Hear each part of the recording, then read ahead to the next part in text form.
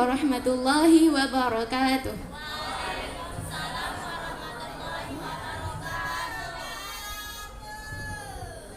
Alhamdulillahi rabbil alamin, wassalatu wassalamu ala asyrafil anbiya'i wal mursalin, sayyidina wa maulana Muhammadin wa ala alihi wa sahbihi ajma'in. Rabbi syrah li sadri wa yassir li amri wahlul 'uqdatam min lisani yafqahu qawli. Rabbi zidna ilman warzuqna fahman, amma ba'du. Alhamdulillah, pada pagi hari ini kita masih diberikan kesempatan oleh Allah Subhanahu wa taala untuk memasuki bulan Rabiul Awal. Pada hari ini, tepat pada tanggal 1 Rabiul Awal, yaitu pada bulan mulia kelahiran baginda Nabi besar Muhammad sallallahu alaihi wasallam.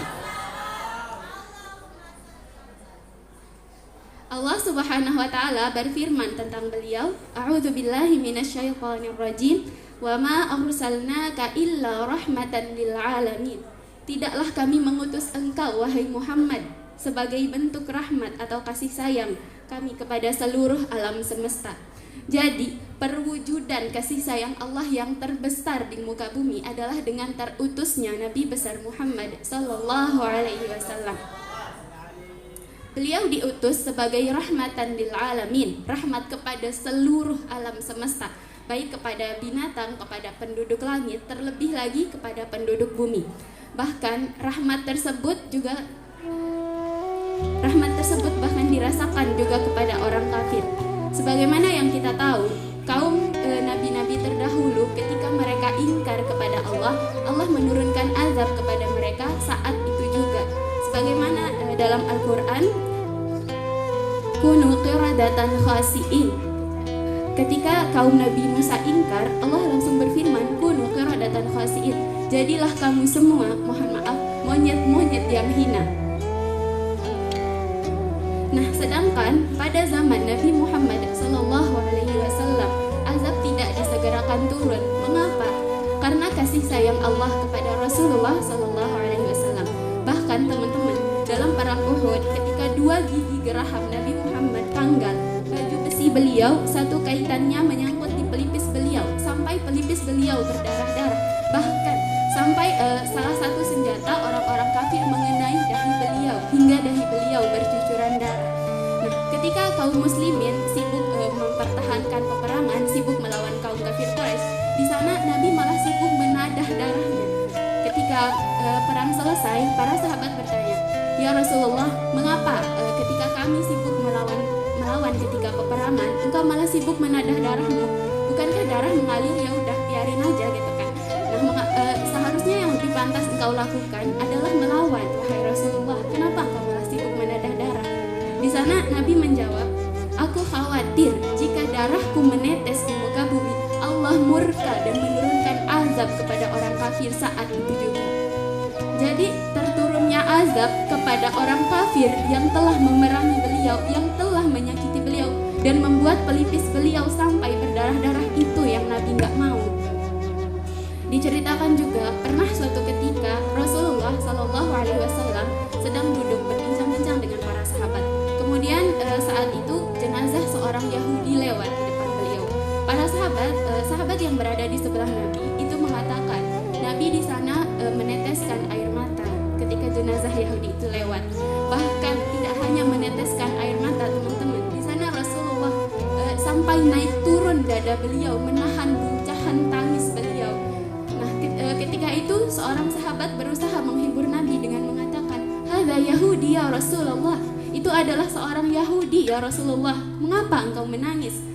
Di sana Nabi menjawab, "Nafsun aflatat minni fatadkhulan nar." Aku menangisi satu jiwa yang terlepas dari tanganku. Aku tidak bisa menyelamatkan jiwa itu sehingga dia masuk neraka. Ini Yahudi, teman-teman. Yahudi yang sehari-hari kerjanya meledek, mengata-ngatai dan menghina Nabi, bahkan menyiksa Nabi dengan apa yang sebenarnya nggak pantas buat beliau.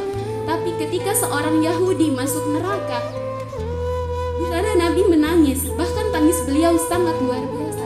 Nafsun aflatat minni fatadkhulan nar. Nabi menangisi satu jiwa yang tidak bisa beliau selamatkan sehingga jiwa itu masuk ke dalam neraka. Itu kasih sayang beliau kepada orang-orang kafir, kepada orang yang durhaka kepada Allah Subhanahu wa taala. Lalu bagaimana kasih sayang dan cinta beliau kepada kita umatnya? Itu sangat luar biasa besarnya. Allah Subhanahu wa taala berfirman, "A'udzubillahi minasyaitonirrajim. Laqad ja'akum rasulun min anfusikum." Sungguh telah datang kepadamu seorang rasul dari kaum kamu sendiri. Azizun 'alaihi ma 'anittum. Berat terasa olehnya penderitaan yang kamu alami. Jadi kita menderita, yang paling berat merasakan penderitaan kita itu adalah Nabi Muhammad SAW. Harisun 'alaikum. Dia sangat menginginkan keselamatan bagimu dan sangat peduli bagimu. Bil mu'minina raufur rahim. Penyantun dan penyayang kepada orang-orang mukmin.